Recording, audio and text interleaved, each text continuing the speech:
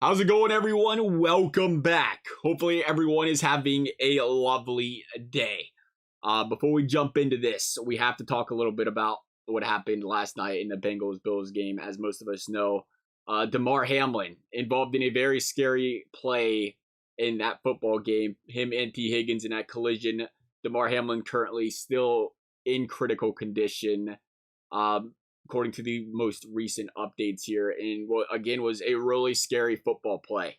A play that really reminded us all of just how fragile life is, and there's some things that are just bigger than the game. And right now, Damar Hamlin's health is bigger than the game without question, and we're just hoping and praying this guy can come back, have a speedy and healthy recovery here. Just sending out nothing but positive vibes to this family. Shout out to the community. I mean, this is a guy just to shed some light on him. Besides being a football player, really wanted to go out there and just do the best he could to give back to his community. He really wanted to use his spot, or his, if you would say, spotlight, his superstardom in this league to give back and do best for the communities. We've seen him have a toys fundraising charity on GoFundMe. The fans found that around the league, around the country, really. Guy had a $2,500 fundraising goal, and it's up to close to $4 million right now. So really, just seeing the support for this guy right now, from a collective community, from the fans, from the players, it's amazing. It really is nice, and I love seeing it. It's great. So shout out to everybody for really supporting this guy, and just again sending positive vibes his way. I do want to say too, T. Higgins, he's got to be going through a lot right now. It's got to be a lot for T. Higgins. Again, there's a guy who just. It's an accident. It's an accident. It's a football play that happens routinely.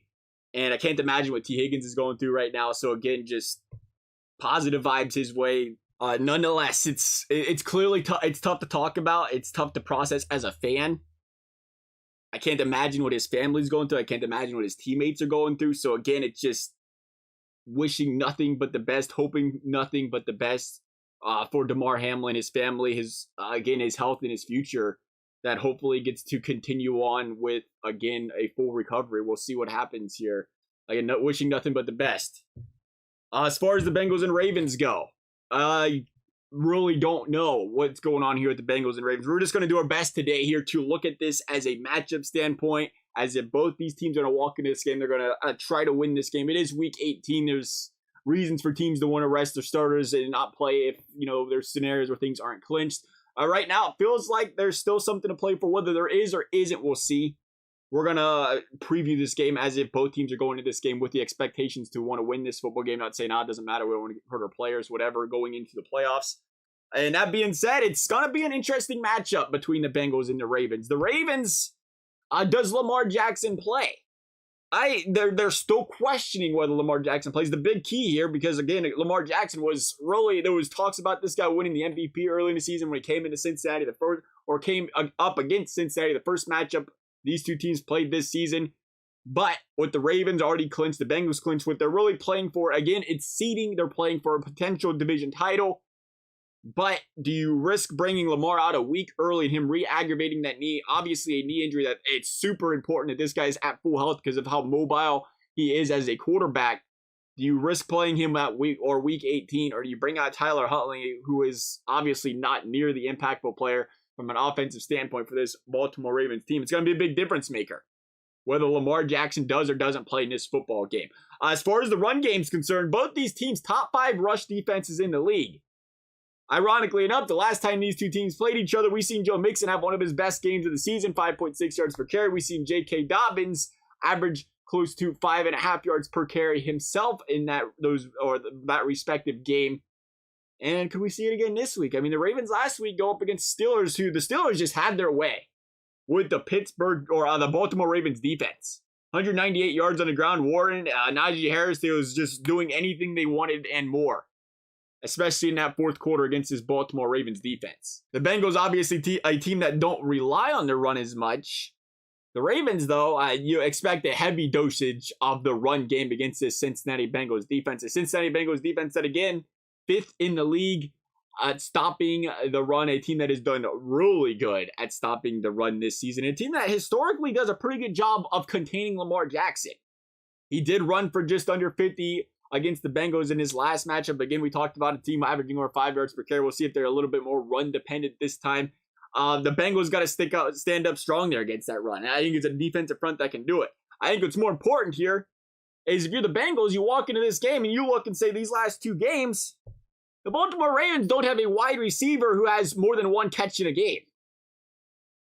You have Mark Andrews, and Mark Andrews. And Mark Andrews, who has had some really good games against the Bengals these past couple games, 125 yards, 89 yards respectively in 2 straight games. He's a threat, one of the best tight ends in the league. He's going to be a tough guy to stop, a tough guy to slow down. But if he's the only guy you got to slow down, that's going to make it very tough sledding for the Baltimore Ravens. Again, a Baltimore Ravens team that, same story as last year to an extent, different position, been beaten and battered at the wide receiver position by injuries. And that's why they're looking for a player to really step up and create some offense for this team. Until that happens, though, the Bengals look and say, we got to stop one player and one player only, and it's Mark Andrews through the air. Obviously, you got to slow down the run game. And we've seen this Bengals defense slow down Travis Kelce and Patrick Mahomes a few weeks back. Contained him and controlled that offense pretty well from that perspective. So you would best believe they can do it again against Mark Andrews this week in the Baltimore Ravens, which spells a lot of trouble if you're the Baltimore Ravens. The Bengals, on the other hand, they're going to come into this game with T. Higgins back. T. Higgins played 10 snaps. Remember, he had the ankle injury against Baltimore the last time these 2 teams matched up. They're going to have T. Higgins back. They're going to have Jamar Chase. They're going to have really a full slate of guys, it feels like, and an offensive line that's playing substantially better compared to the last time the Cincinnati Bengals played the Baltimore Ravens. Now they're going to be without La'el Collins. We'll see how that right side holds up. We're going to see potentially we'll see what we get back out of Baltimore. Calais Campbell, Marcus Peters, a couple guys that ain't played these last couple weeks. Will they be coming back ready to play this week? Some big difference makers on that Baltimore Ravens defense if they can come back and play. A Bengals offense that's really been clicking on all cylinders. Again, it's easy to remember, though, the one thing they run into against the Baltimore Ravens that has caused them problems in the past. They figured it out to an extent. They really figured it out last year. Burrow threw for 525. That caused them problems was that pressure the Baltimore Ravens can put on the quarterback. It caused a lot of problems for Cincinnati in this offense in the past. So the question becomes, how well does that right side hold up? You really have to question if Baltimore can get some pressure in the face of Joe Burrow. That's going to be the difference in slowing down this offense. But this offense, again, in an offensive line, with the exception of the injury and the swap, has been playing really well. The continuity has really made a big difference for this team, especially when it comes to protecting Joe Burrow. And I think you look at this game and say, you got Hayden Hurst ready to play some more. You got Jamar, you got T. Higgins, Tyler Boyd. It feels like this team's getting healthier from an offensive weapon standpoint, and I have a hard time seeing Baltimore really slowing this team down.